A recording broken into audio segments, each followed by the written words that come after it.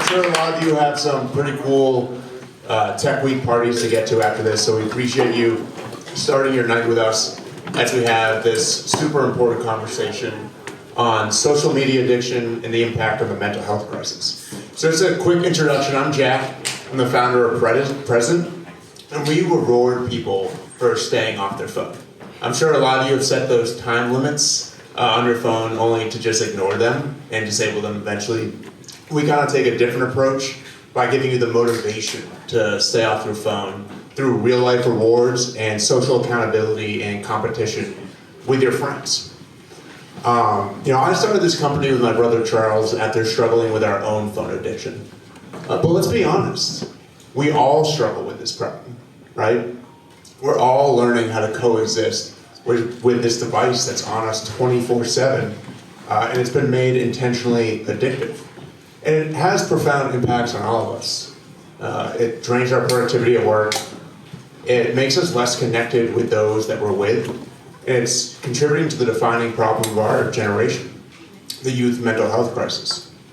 But it's also changing who we are to a degree, because we are what we focus on, we become what we pay attention to. And as big tech continues to commoditize our attention span, tries to make us spend more and more time on these platforms, we're increasingly focusing on what they want us to focus on instead of what we want. And these conversations that we're about to have today, I think, are so important because it's not going to get better without them. They are coming for every last free moment that we have, and it's not because they're evil. It's just their business model. Every free moment that you have, any free thought in your head, any time that you have to spend at work or with your friends or playing with your children or even sleeping, it's another moment they can be sending you an ad. So they're going to try. But I'm actually super optimistic because of the people that we have on this panel tonight. We have some incredible speakers, and there's a massive movement bubbling up right now to push back against these big tech addictive practices. And it's being led by those who are most impacted, which are young people. All of us on this stage tonight, we all got social media in middle school. We all grew up with these technologies, and we were the first guinea pigs of the big social media experiment, that started in the early 2010s. I think that makes us, somewhat the experts in the space, right? Because just as researchers are starting to tie the social media to the growing mental health crisis, it's something that we understand intuitively because we feel the negative impacts every day. But I'm so happy that, the work that you guys are doing to help, rebuild our relationship with technology and push back against that. And so, like I said, we have some incredible speakers. We're gonna get started in a minute. I'm gonna start with some introductions. So you know who's up here, and then we'll get into the panel for about 30 minutes, and then we'll have some time for Q&A. So if any questions come up, keep it in the back of your mind, and then we'll open it up. So to my left is Maddie Freeman. Maddie is a senior at the University of Colorado Boulder, pursuing a degree in business management and entrepreneurship, and she is on a mission to change lives and create a positive impact in the digital age.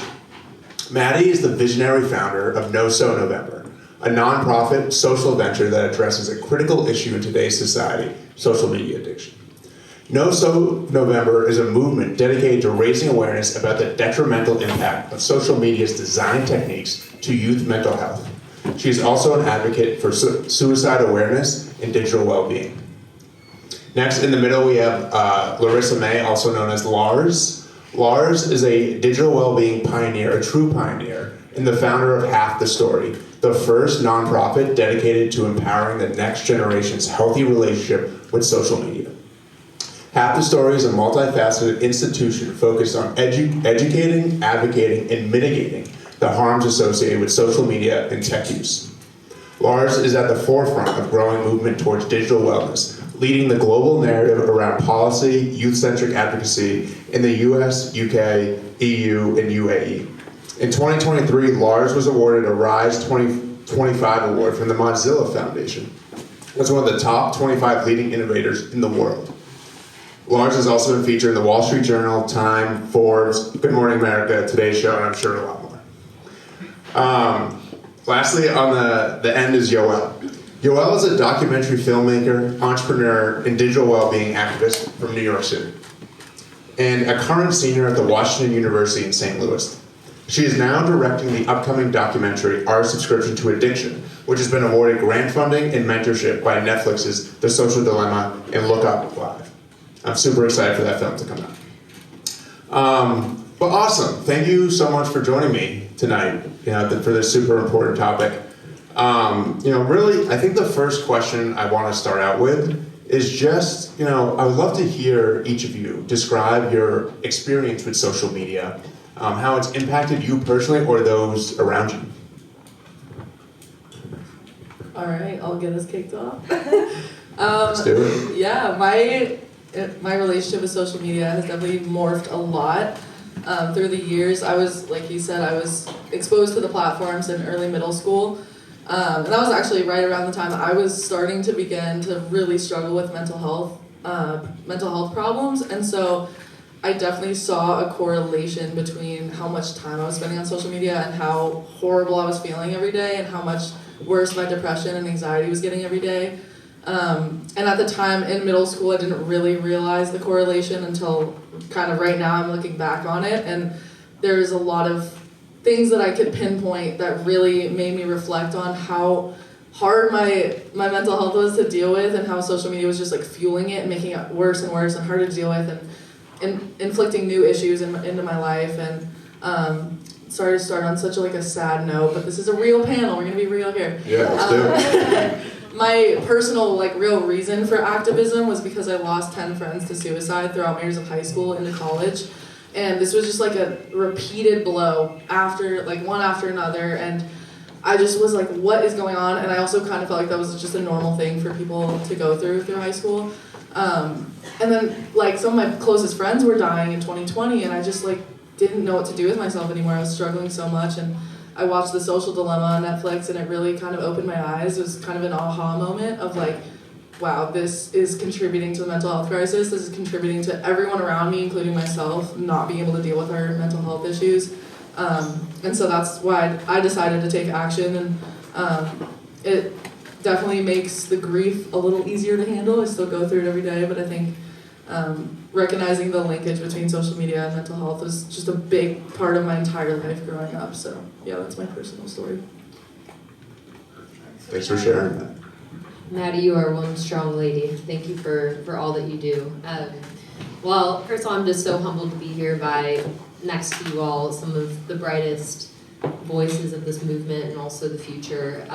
What I'll say is that 8 years ago, I actually gave a speech at the school that I created, HalthTheStory, which was my own, and I had one person show up in the audience. And to sit here and be on the stage on a Friday night in New York City where you could literally be doing anything right now and you're choosing to be here and you walked like wet dogs from the subway says so much about where this movement has come and also where it's heading. So I just want to thank you all for making space for your mind in this.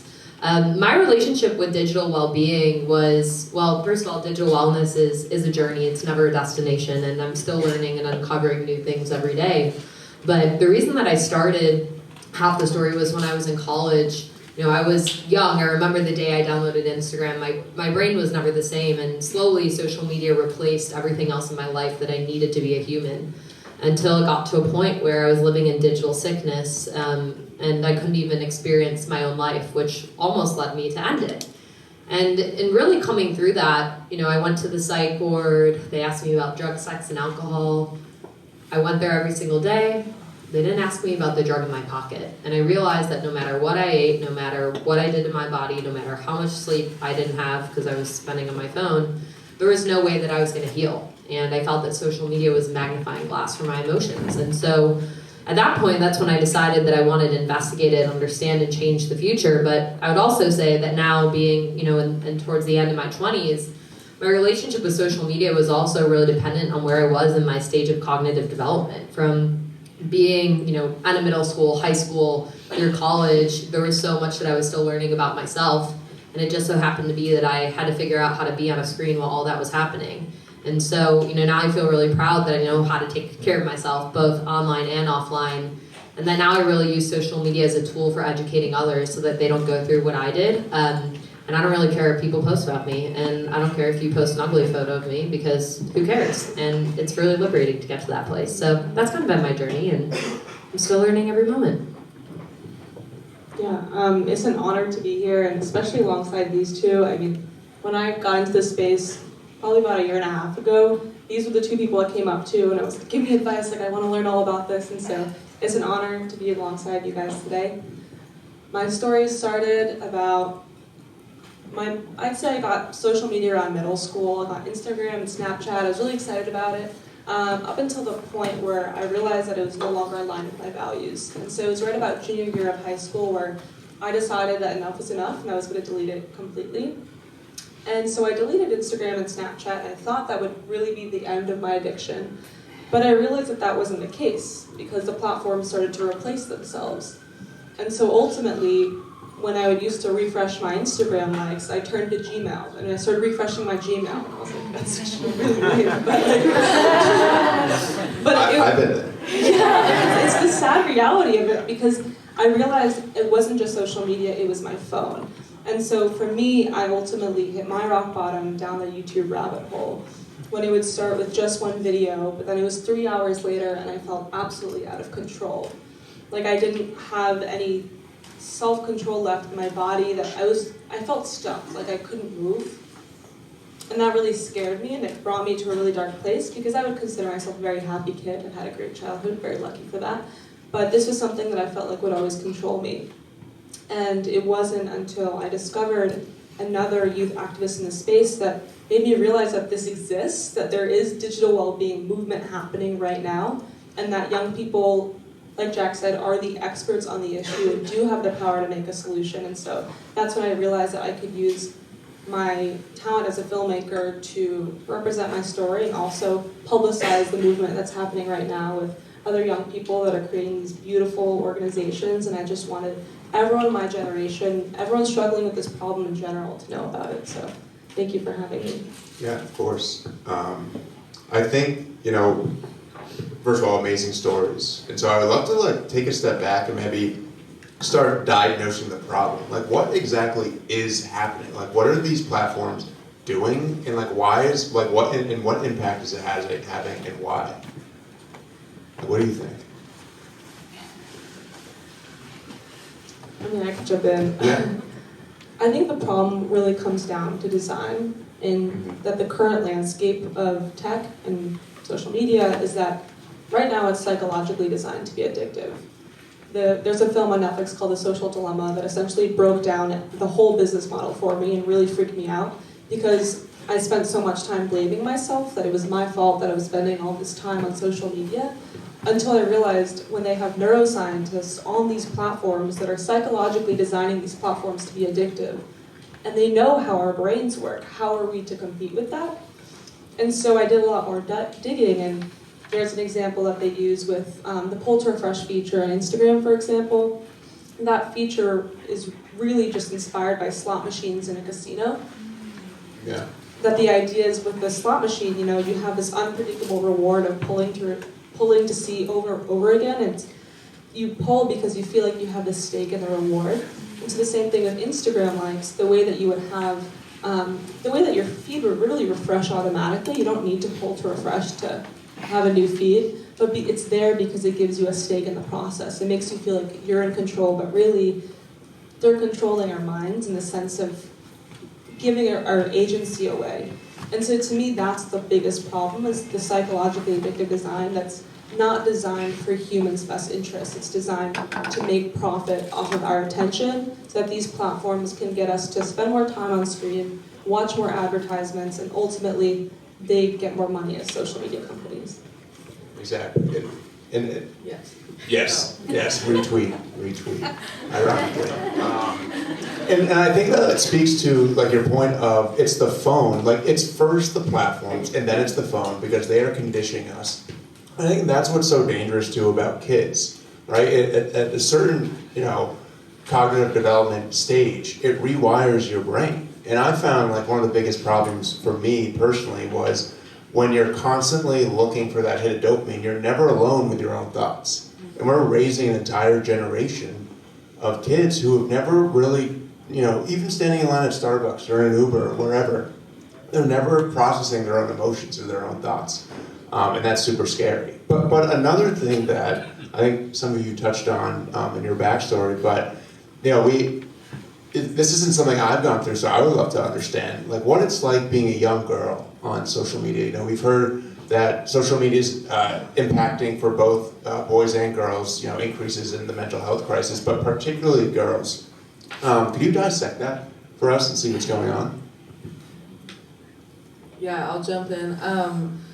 I had a vivid memory. I was thinking about this the other night.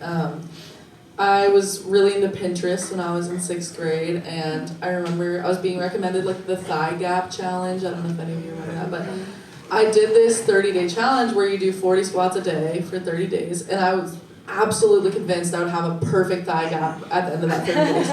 Literally was so excited. I was marking down the days in my calendar. I was like, yes, and I just had thick thighs. I had muscular thick thighs, and I hated them because everything on my Pinterest was thigh gap is the new thing. You're not attractive if you don't have a thigh gap. So I did 40 squats every single day for 30 days. I commend my discipline to that. And I looked in the mirror on that 30th day and I looked the exact same. I was really upset. I was really, really, really upset. And I continued to do these challenges thinking it would just turn me into this version of myself that I kept seeing through Kylie Jenner's Instagram posts and all of these people that were just perfect. And I wanted to be that so much, and I think we've all heard that story over and over again. We've all heard so many teen girls talk about what it's like to grow up and have that being something that's determining their worthiness.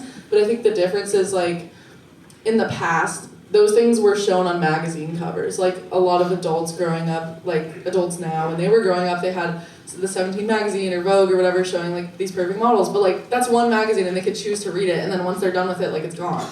But for us, 6 hours a day we're scrolling on Instagram. Almost all the time we're going to be seeing someone that's editing their photos or someone that's perfect, and in the back of your mind you're always comparing yourself. So it's just we're being exposed to these things so much more than I think we realize, and it's definitely detrimental, I think, from a body image issue. And to this day I still struggle a lot with that, and I think a lot of that was based off of social expectations placed on me by social media, but it's an ongoing process. So yeah, I'd love to hear what you have to say about that. Yeah, I think you were really spot on in that there's a couple things going on. It's that these social platforms are actively preying on our emotionally vulnerable generation, and ultimately the most emotionally vulnerable, because when you're experiencing a mental health crisis, unfortunately, every other thing in your life, your social media feed is reflecting that. And so if you take that manipulation and then pair that with the fact that you have little to no agency because the platforms do not design for that, it's basically the perfect neurobiological storm.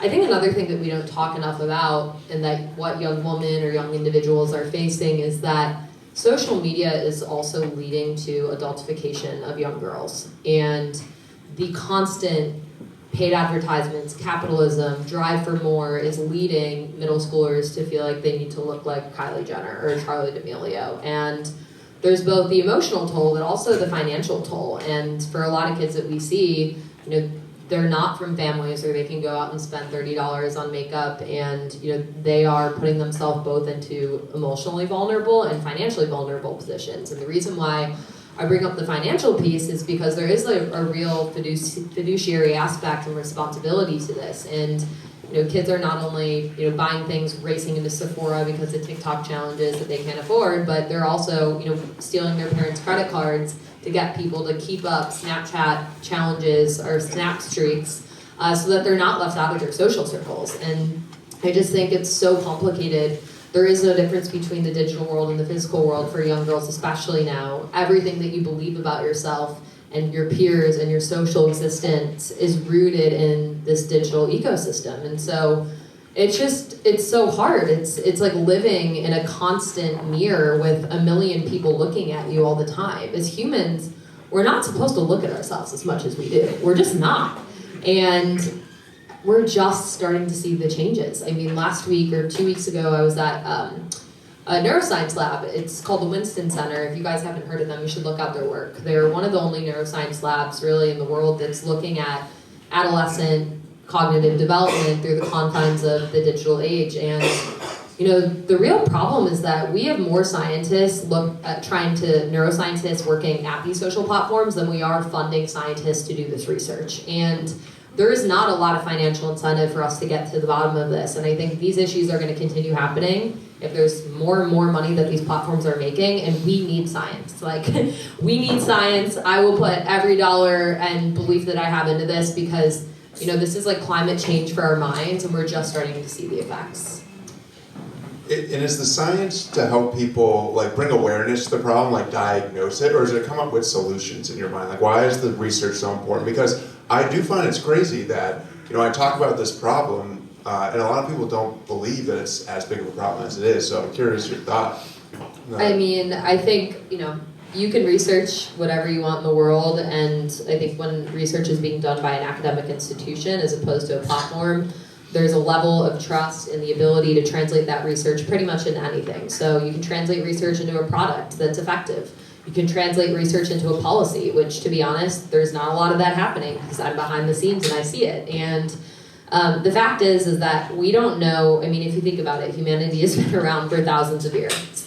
This technology has been around for 20 years in humanity, and we are honestly starting to see humanity and technology converge. Like, this is so much bigger than even mental health. Whether or not you believe in that concept outside of urban places and rural America that we work in, a lot of people don't use that term, and they'll turn their head if we use it. So, this is about human evolution, and we are starting to see that, there's more researchers looking at, brain imagery, also looking at electro impulses, seeing how that's shifting and changing, and it's just, we feel it. You feel the difference. The day that I downloaded social media, my brain was never the same, and I will, hang my hat on that for as long as I'm here. And the day I deleted it, my brain immediately, the impacts are still there, but it was so clear to me. As soon as I deleted it, took a detox, even for a week. That's how clear it was to me. So I'm curious, kind of bridging into that, this is a super widespread problem amongst kids. Are they aware of it? You work in schools, both of you. How do young people talk about this problem? Yeah, it's interesting. I entered this space and started my organization in 2020, so it's really insane to see the change since then. That was only 3 years ago, and it's just crazy to see the evolution of it. I think with what's been going on with all of the people that have been so outspoken about these issues, and the Facebook files getting released, Frances Haugen exposing social media companies for the mental health crisis, just all of these different things happening. I think the public is becoming more aware of these problems, which I think is so important, and I think it's amazing. And I'm seeing that translate to younger generations as well, which I love. But it's interesting. I think when I was first in this space, students, first of all, didn't know that social media was designed to be addictive. They didn't really realize how it was working. They didn't understand the business model at all. Now I'm seeing a lot more students do understand how that works, but a lot of times they're kind of yeah, that's horrible, but I love Snapchat. You know what I mean? And that's fine. Some people, that's your journey, go down it. But I think they are in this place of acceptance of yeah, that's messed up, but this is my life. This is the platform that I'm enjoying spending my time on, and I think it's going to take a little longer for them to see the effects. I don't know, because when I was in high school, I was so addicted to social media. I was spending 8 hours a day, and my teacher assigned us this project where we'd log off, and we'd actually give our phones up for a week. I was so mad, and no, I just was not into it. I just didn't like it, and now I'm this I'm log off, delete social media off your phone for a month, take a break, and it's just crazy because I think when you're a young person, your social life is so heavily influenced by social media that it's honestly can be really difficult and a shame to forego that. And so I think the education's there, but I think we need to continue advocating for people taking individual action until societal action can be taken on the actual platform. So I would agree with that. I think there's a spectrum. I love to use that as an analogy in many ways, but you have some kids that are so hooked that they have no idea what's up and down. They are literally walking into poles. They are on playgrounds, sitting in corners on their devices because maybe they don't know, or maybe because they're in so much pain that their phone is the only place that they can be. And then you have the flip side, which I'm sure all of you saw, the Luddite movement, where there are kids that are actually rejecting smartphones for dumb phones, and we see even more of that. And then there's just the kids in the middle, and there are a lot of kids in the middle that I get to see at HalthTheStory that say, you know what, I'm not about this TikTok life, I'm gonna delete it, and I'm gonna help empower other middle schoolers or kids who think that this is the way, because it really isn't, and it wasn't for me. And so I think it's all really dependent on your social, emotional, and socioeconomic background, and also the emotional support systems that you have at home or lack thereof, that really dictates your awareness or your dependency on these tech platforms. But I also believe, like every other form of wellness, whether it be physical wellness, sexual wellness, in order to have agency over those spaces, you have to have the tools, and you need to be educated to do that. And I just don't understand how every other thing, it's like, well, you know, we got to teach kids about sex. You got to do a quarter long of driver's ed. You know, our programming is going into driver's ed quarters on off seasons because, honestly, giving a kid a phone is like giving a kid keys to a car that hasn't even been tested. So I do have a lot of hope in agency and authority and empowerment, and we just haven't really connected the dots in our society between emotional health and the digital age. And you know, now's our moment. And I think the other thing is I believe in hope. It's like, do you think I would have spent the last 9 years of my life, blood, sweat, and tears, XYZ, you know, fighting for something that I didn't believe in? Like, every single day this movement is getting bigger. So there is hope for the future. Thank you for that. Yeah, I'm with you. I think with the audience that we're trying to reach for the film, it's really like, we're not saying, oh, you know, you have a problem, you have to get off your phone. It's really, we're trying to reach the students that feel like they want change. And I think that was definitely the place that I was in, where I knew I was addicted, and I knew that, for example, being on YouTube wasn't providing me any value, but I didn't feel like there was hope for a solution.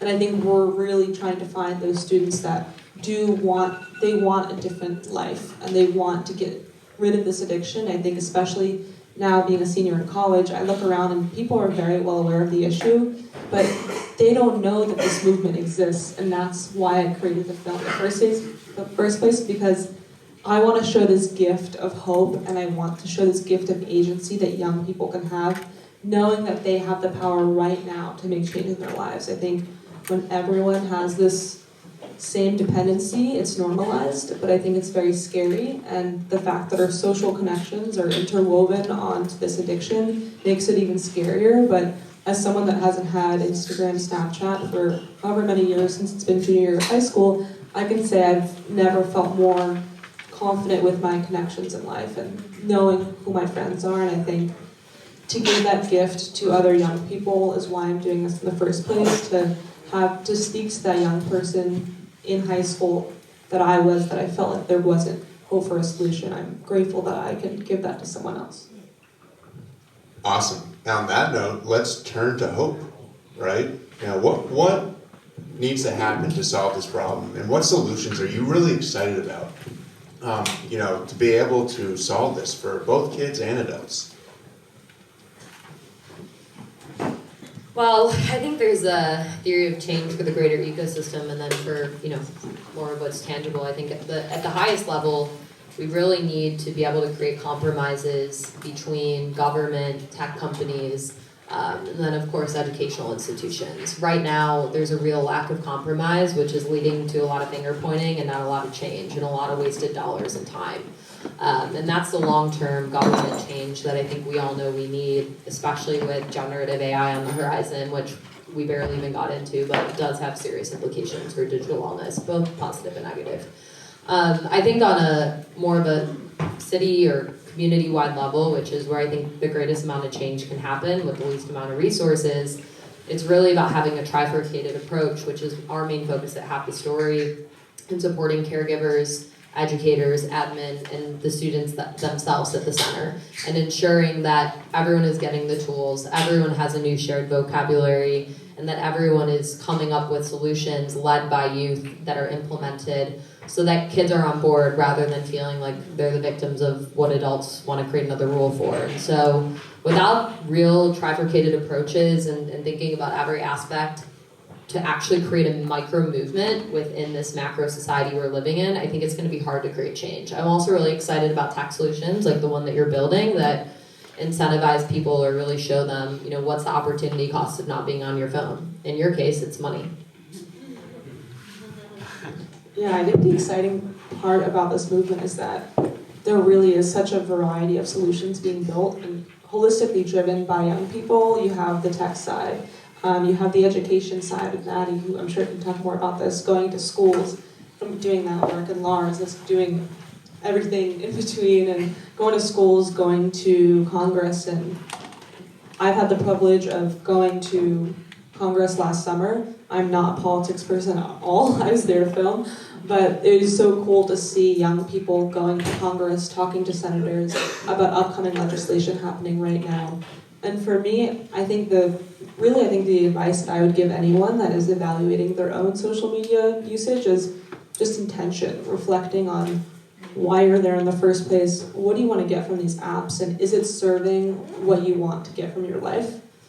I think that for me was what made me realize that it wasn't doing that anymore, and that's why it was okay to let it go. Knowing that you're doing, maybe if it is meaning taking a break, you're doing it because you're inspired for a higher version of yourself that it can bring. And I think that's a very scary step, but it's very important when it comes to creating a future of your life that you want to, and not letting this problem take control over you. So I think my biggest advice is to be intentional about why you're there. That's amazing. Yes, I agree with both of you. My answer is kind of just a hybrid of what both of you said. I've always viewed this movement as like kind of two main prongs, like it's top down and it's bottom up. And I see all these incredible activists in Congress advocating and trying to figure out how we can make social media companies designed for us and designed with our mental health in mind. And like Yoelle, that's not my expertise, but I'm at the bottom up empowering individual people, individual young people, teenagers in schools to check their relationship with social media and ask those crucial questions like, how do these design features make you feel? Like, how does it feel to know that neuroscientists are programming you to spend hours and hours going like this with your finger? Like, reflecting on an individual level and empowering people to do something about it at the ground level is slowly creating this movement at the bottom and the top, and we're now coming together, and I do see a brighter future. It's a lot of work, and a lot of incredible people are doing so much of the important work, and so I'm so thankful to be a part of it. I'm so thankful to be sitting by you two. I think there's a lot going on, and I agree, just continue to advocate and continue to be mindful of your relationship with social media and how it can maybe benefit from being changed. Yeah, I also just want to acknowledge, like, we didn't get to this tonight, but there's a lot going on in the world right now. And it is not normal for a child to be waking up and to be exposed to the constant exposure of the violence that is happening against humanity. And I think, one of the things that I'm excited about is that at this moment in time, as we create more awareness about digital wellness, I think it also allows us to create more of an understanding of how to cope as a human in a world where news is literally in your pocket all the time. And it's so important because so many kids are hurting even more than ever and are being impacted by what's going on. And I just think it's important to acknowledge, because digital wellness is not just screen time, it's the fact that we're being exposed to content that no human should be seeing for 8 hours a day. It's like living in an R-rated movie 8 hours every day. Yeah, so true. And Maddie, I love what you said about like the two-pronged approach. And I think I want to focus on this last question before Q&A on the individual, like really tactical for people in this audience. And this is for anyone.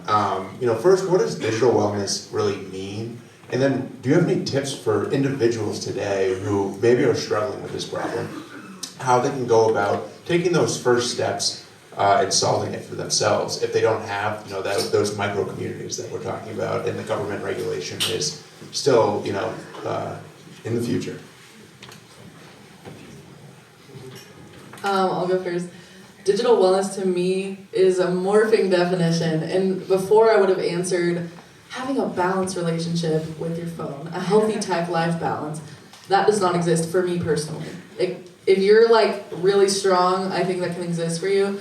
I'm trying day in and day out to still be on social media a little bit, but be mostly in my life and be fulfilled and happy. Those things just don't coexist for me, and I'm really having to take like pretty extreme measures. Like, I think I'm just gonna renounce I genuinely have been researching flip phones for the last like 2 months and just like almost clicking buy and then not doing it.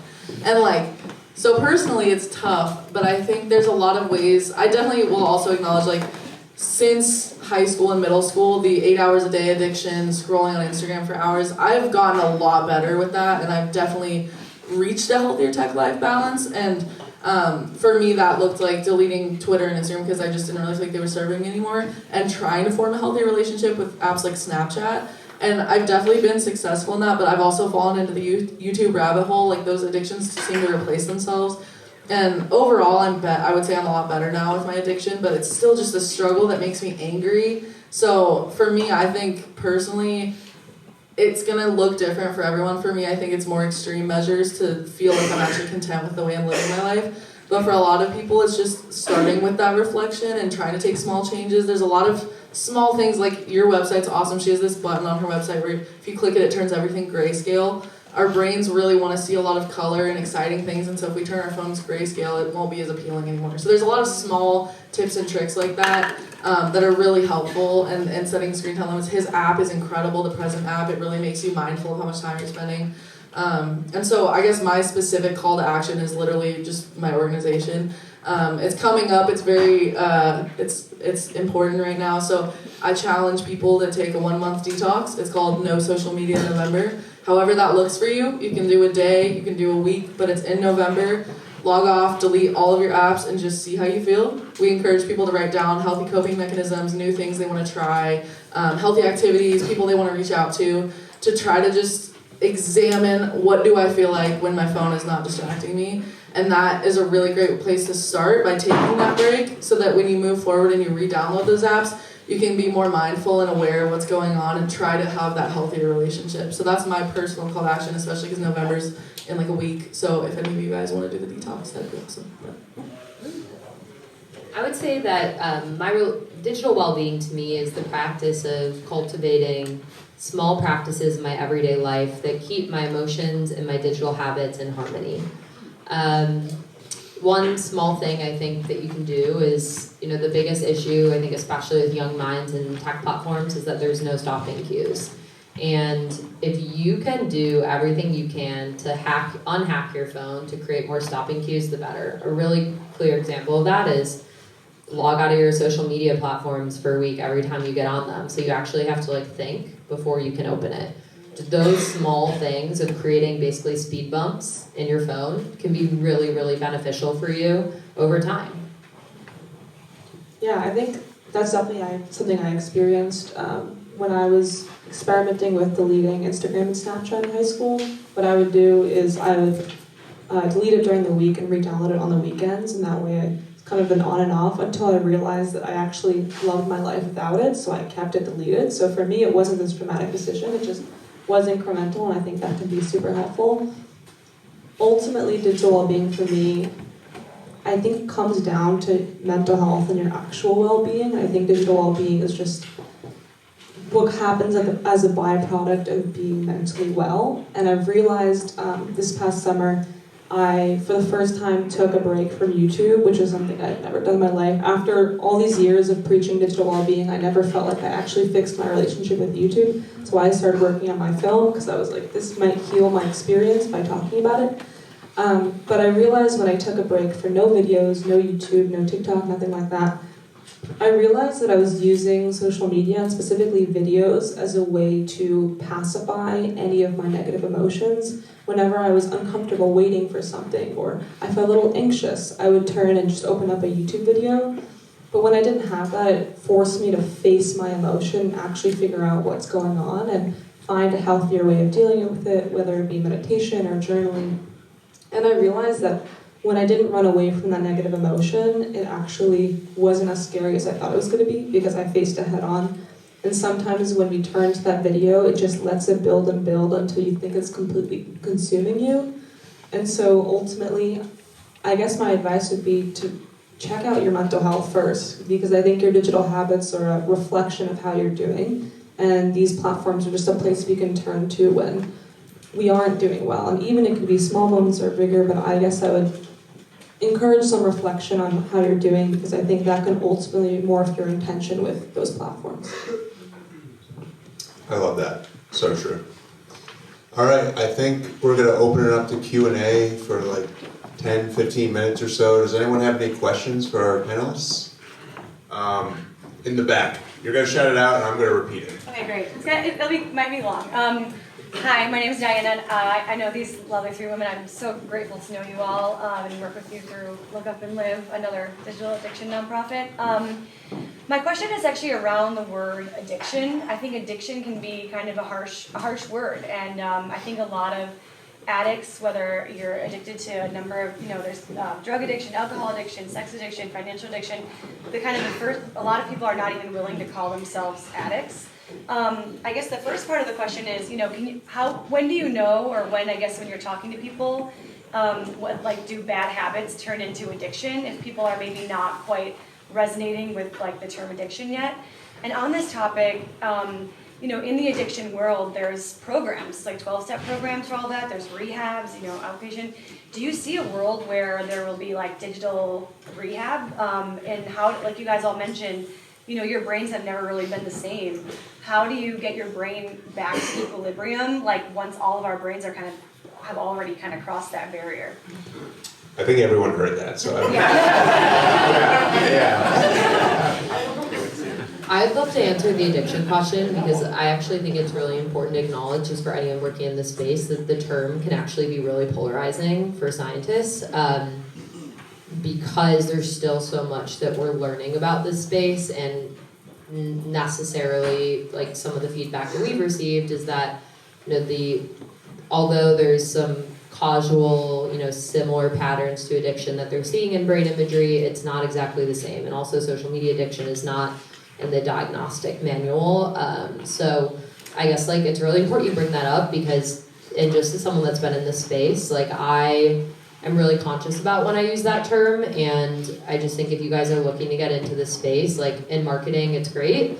When it comes to science and working with researchers, you might get pushback, and I'm just sharing that because of my own learnings and humbling wake-up calls, because it's in some ways and sometimes actually kept me out of rooms that I wanted to be in. How do you know if you have just bad habits or if you're addicted to your phone?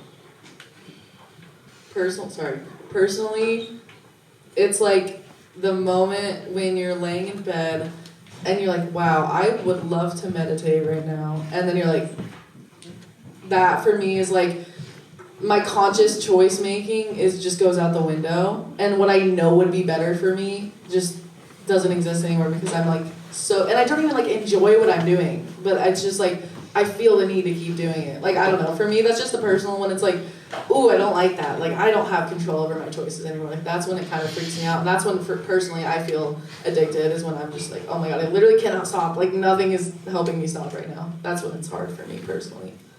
So we were talking with one of our users the other day, and he was worried about losing his job, and losing his house, actually. And so I think, for certain people, this, quote unquote, whether it's addiction or not, I think, there's definitely real science behind it that can determine that. But at the end of the day, for some people, this is, life or death, and it affects their livelihood, affects their entire life. And I think when it gets to the point that, it's not just, oh, I want to read more books. That's a big thing, and I think it's important for people. But when it really gets to the point where, it's impacting your daily life, your relationships, your job, your friends, and just your mental health and wellness. That's at least how I view it. So I understand that there's, that's a charged term. But I think for a lot of people, you can see pretty clearly when it's becoming pretty problematic. I think it just gets scary. It's interesting about the question because the film is called Our Subscription to Addiction. So very, very directly related, and I think similar to Maddie, I think it comes to a point where you feel you don't really have a choice anymore. And I think that was essentially me with YouTube, where I felt I should probably stop, and I should probably, use the bathroom, I should probably eat, but I felt I couldn't. I felt that wasn't an option almost in my brain. I think that when you feel almost a shadow of yourself, I would call that an addiction. But if it's not that extreme, perhaps it's just a bad habit. And I don't think that you need to necessarily call yourself addicted to make change as well. I think it's wherever you are on the spectrum, if you just want a better version of your life, I think you can go for it. Back left, all the way back there. Yes, you. Hi, I'm Paris. I just graduated college this year and I'm currently in my MBA, so I'm youngish. I want to extend the conversation to adults a little bit and use LinkedIn as an example. Sometimes I really hate that I'm like, you know, my career center is nudging me to be detailed and on top of everything on LinkedIn. But you know, that's the adult version of like social network and whatever. And my question is, how do you define or make the argument about pulling back from the opportunity cost of, you know, subscribing to this whole digital scheme? Because right now it feels really costly to not be on LinkedIn. And that's the case for both like adults and like young professionals. Like people are obsessing over how they post on LinkedIn, you know, and how many connections or thumbs up they get. And so I just want to raise that and want to hear your thoughts on how you feel this hypothesis extends to adults and professionals. Just to quickly repeat it, it's asking about the trade-offs with being off of social media, specifically LinkedIn, but also just in general. There's opportunity costs of being off these platforms, and how do you think about weighing those opportunity costs? I'd say it's so tricky because for me, like I don't have Instagram, Snapchat. I do have LinkedIn. I post about this event on LinkedIn, and people probably were like, I think Maddie and I literally were talking about this the other day. It paints a very specific picture of who you are. Like, for example, you could say, oh, I'm talking about at this event, come watch. And for the people that see me on campus, they're like, wow, that's so cool. But I guess they don't see the other side of that, which is the planning, the freaking out before. I think there's so much humanity that I think is lost on social media, especially LinkedIn, where all you're posting is a highlight reel of your life. And so when it comes to opportunity cost, I think pros and cons list, honestly, for me, there's a specific reason why I'm not on Instagram. And when my film has an Instagram, I specifically have someone on my team that's doing the marketing so that I don't even have the password to our Instagram account, so that I don't have the chance of potentially relapsing in the effort of making this film in the first place. So I think being intentional with why you're there and what you're trying to accomplish, and again, being intentional, make sure that you're not going to get consumed by it because you're there for a reason and then you leave.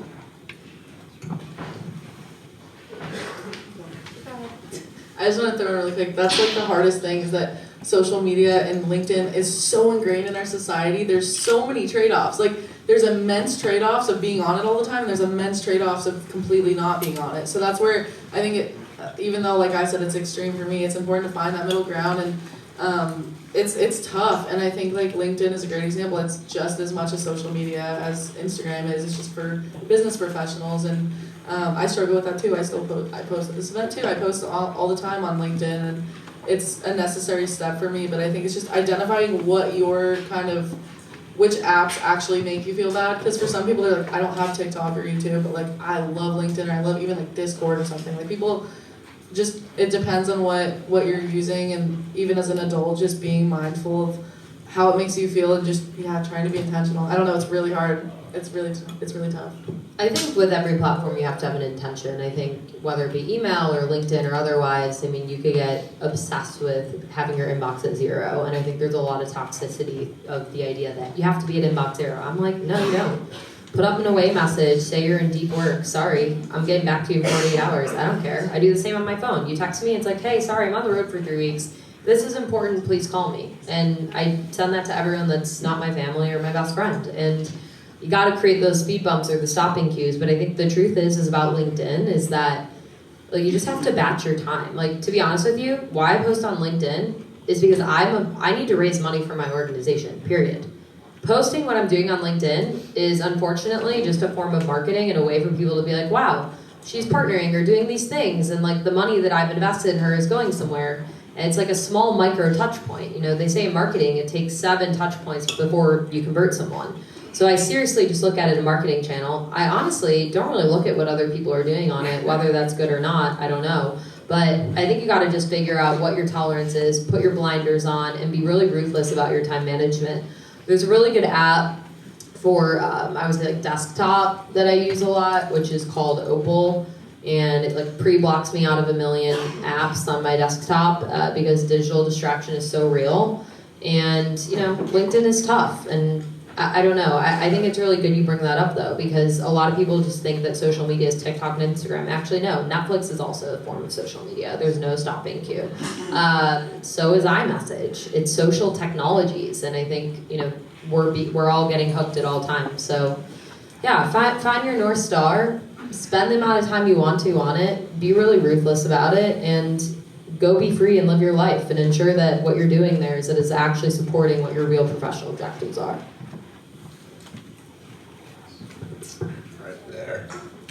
So speaking of living your life, I'd be curious, like, what are you doing with that time that you now have back? So like, I also know that I struggled with, definitely struggled with, you know, addiction to media, but also with drugs. And I found that what was really helpful was to find other sources of joy and meaning and purpose. And yeah, I'm curious, like, so what you have now found for yourselves, aside from work, because we know that you all do amazing work, but also maybe like what else you'd like there to be available for young people. Yeah, I this is like my favorite part of logging off is figuring out what you're gonna do with that time. And in my first detox, when I first did a month off, was 2020. Me and my best friend, we were like, hey, I've never done yoga before, really, and I'd like to start. So we did a 30-day yoga challenge. We also did a 30-day meditation challenge. This isn't about me, but flash forward. Now he's a certified yoga instructor and leads a meditation club at his college. And like that was just born out of let's take a break for a second. And so it's really interesting, like if you just like kind of have this feeling towards like, oh, I want to try that. I tried like different forms of movement. I tried Wim Hof breathing, if anyone's familiar with that. All these things are like changing my life only because I decided to take a break and just try new things. And I'm taking like cold showers every day. I used to hate walking, but I'm on walks every day and like hiking. And there's just so many things. The world is so abundant, but we're just so, I think, numb to that because it's so much easier to just look down at your phone. And so, yeah, all these things are, it's kind of just identify what things you've always wanted to try, even if they're outlandish, and even weird things, like seek things that make you uncomfortable. Like I went to like an ecstatic dance party where you just like move really weird. I felt so uncomfortable, but then it really opened my mind and it led me down other pathways. So yeah, just kind of, my tip is always like, if you take a break from social media, pull a journal out, fill the page with a checklist of the most random things you can think of, and then just try all of them. That's my best advice. In this, I've heard from people is sometimes the hardest part, because one of the saddest things about the social media, habit or addiction or whatever we want to call it, is that people don't know what fires them up. They don't know why they get out of bed in the morning a lot of times, because they just spend their entire day passively consuming content. And so even if they figure out how to develop a healthier relationship with their phone, sometimes they realize that they have nothing to do, and then they just go back to scrolling in the first place. I can talk about what I did. For me, when I was really into Twitter and Instagram, I hadn't worked out in years. I ate takeout every night. I was in a job that I did not like, and I was in there for years, and I never did anything about it. Fast forward, once I was able to develop a healthier relationship with my phone, not only did I have the time, but I had the mental space to really say and come up and plan. I had checklists. I was like, okay, let's plan out. Let's try to gamify going to the gym. And now I work out 5 times a week. I cook almost all my meals, and I started my own startup. And I really think it was catalyzed because of reevaluating my relationship with my phone. And it's not going to be easy. For most people, it's going to be hard, and that's just the truth. But you have to figure out what fires you up and why you want to get out in the morning, get out of bed in the morning. Because that really is the long-term solution to this problem. in my opinion. I would say that I've just gotten back my everyday life more mindfully. Like I think I used to always, be like, oh, I'm gonna go on my phone before I get in the shower, or I'm gonna go on my phone while I'm folding my laundry, or I'm gonna be on my phone while I'm doing my dishes, and not switch tasking and just being like, I'm turning off my phone and taking care of my everyday activities has supported my mental health so much. Like maybe I'm not going to roller coasters or movies and all these other things, but I think there's something to be said for just enjoying the simple things without a screen. And it brings so much purpose and joy and clarity when you live your life undisturbed. Learning how to be bored. I think we should just go to the question. All right. There is a lot of people who wants to ask a question on that side. Oh, okay, yeah. Sorry, I'm not looking that way. I didn't know. Oh, wow, so many more people came. All right, right there. Yeah, you. Yes. I have a question more about how you impact this on a micro level. So I have 2 younger sisters and a bunch of younger cousins, and I feel like I'm always the grandpa talking about this and never really get through them. How do you kind of influence it effectively on that level where you're trying to influence digital wellness, but you don't want to come across oh, I'm speaking from this higher place, you know what I mean? So just to repeat, it's how do older people talk to younger people about implementing digital wellness without coming from a higher place or being an old grandpa. I love this question. I think this is such a crucial point where we point out that the by youth, for youth standpoint is so crucial, and that's why I think we've all found so much success is being a young person. We have the agency and the ability to talk with young people where they actually realize we understand each other, and that's no fault to adults, but I think come at their level. I'm sure your younger sisters love watching things, whether it's YouTube, TV shows, movies. Sit them down and be like, hey, you want to watch this really cool movie? It's called The Social Dilemma. That documentary is amazing. Or, we've all created content that's amazing, and you don't have to be the one, spewing it, but you can be like, do you want to sit together and watch this and then talk about it? Because then I think in that way, you'll learn more about it, and then they'll feel heard and represented and seen. And so, first of all, I really wanted to say I'm grateful that you're trying to help them with this and make an impact. But yeah, that's advice is you utilize the by youth for youth content and come speak their language, if that makes sense. I think also just setting the standard. I think parents, the best thing they can do is not be on their phone all the time. And obviously there's different reasons that we're all on our phones, but I think showing your kid that being on your phone is just one of the activities you can do, but making other things just as fun, going outside, playing, employing mindfulness practices, maybe teaching your kids how to meditate. That's also fun. It also ties into what I learned from being off my phone. I learned how to reclaim my relationship with myself and learn spirituality and meditation and, like Laura said, kind of tune into the world a little more. So I would recommend maybe finding that within yourself, because I think kids will take it for an example. That's so true. Right there in the purple. Okay. We kind of touched on this with the opportunity cost, but I feel like one of the toughest things about getting off your phone is the social implications. It's called social media, social networking, and there's so much FOMO with getting off of this stuff. So, Maddie, what you're doing with NoSo November is incredible. How do we do more to galvanize communities of people to do this together and make it easier to have a healthy relationship? First of all, Yoelle touched on this earlier that you have the best relationships you've ever had because you don't have social media. Do you want to deepen into that? Because I think that's a crazy flip side of that story. Sure. I think FOMO is definitely a very common question we get, actually, with the fact that we're all so interwoven. I think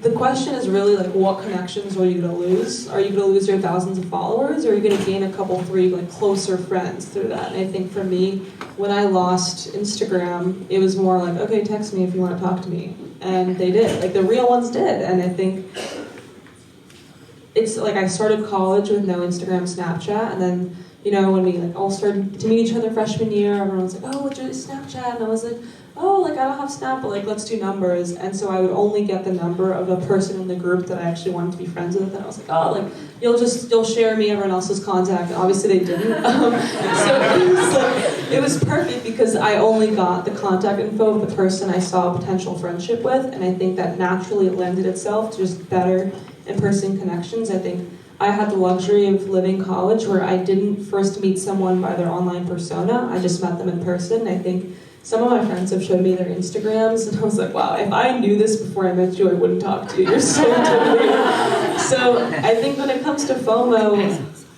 try it, and maybe you'll realize that might be an illusion because the friends that you really want to keep around will understand, and they'll want to prioritize your well-being, and they'll contact you somehow else. So I would encourage you to just give it a shot.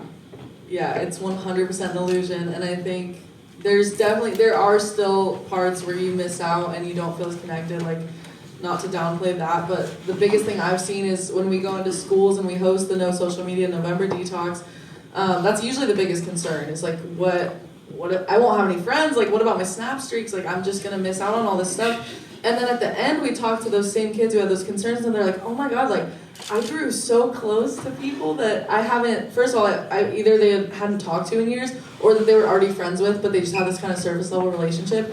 And they were like, I told everyone to text me, I told everyone to call me, but most of those people didn't, but the people who did, I really felt cared and loved by them. And so that's a huge thing. It's like, you get the real ones that will reach out to you and make that effort, and you'd be amazed. Like, 1 hour of a phone call with someone, to me, feels like so much better than 3 days straight of Snapchatting like 100 random people. Like, and I think like we are kind of conditioned to believe that the amount of followers or Snapchats that we have is congruent with how many friends and how many people care about us. Most of those people don't care about you. Hate to break it to you. But like, that's one of the biggest things I've gained. I've grown so close to people that I didn't even realize cared about me until I deleted social media, because I was like, wow, you're gonna call me and like we're gonna have this really great conversation. Like, that feels so good. So I will say there are some challenges with it, but I really do think it's a good thing to at least experience, to see like, okay, like this person, we Snapchat each other all the time, and I don't think they actually care about me, and then you delete your social media and they'll never talk to you again, right? So it can be tough. Everything is good and bad, but yeah, that's a great question. It's two sides of the coin for sure. All right, I think we have time for one more. Right in the back.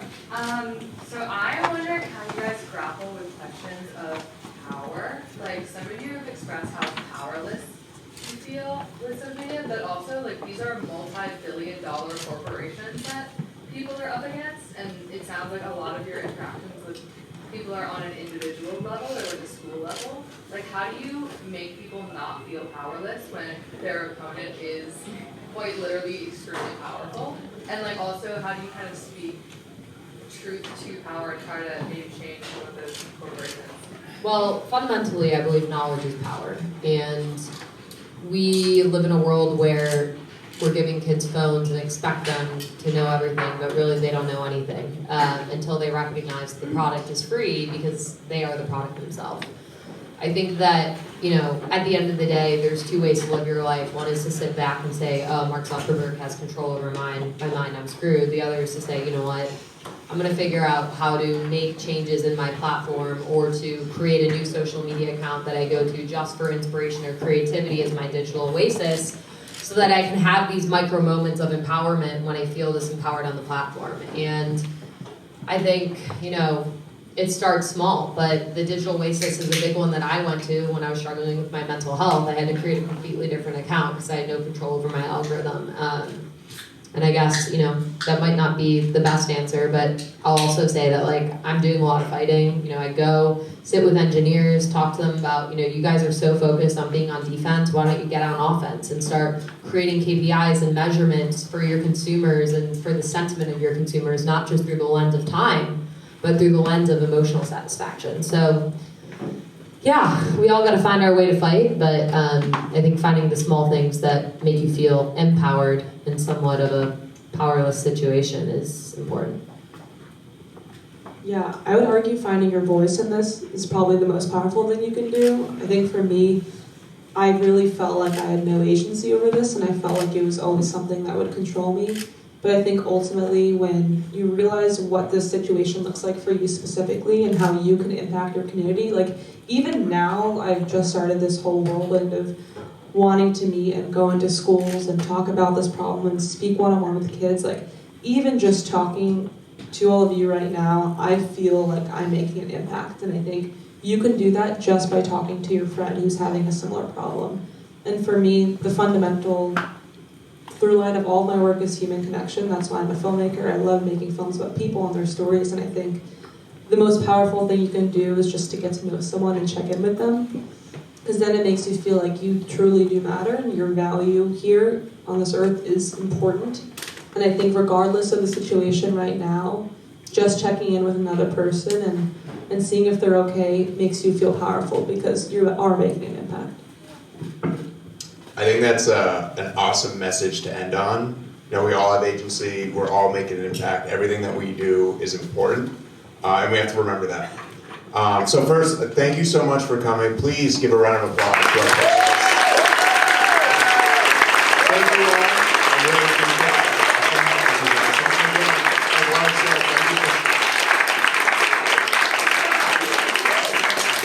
Thank you, everyone. We're gonna have like a short mixer after this. Everyone can kind of connect, hang out, chat, you know, talk to the speakers, talk to yourself.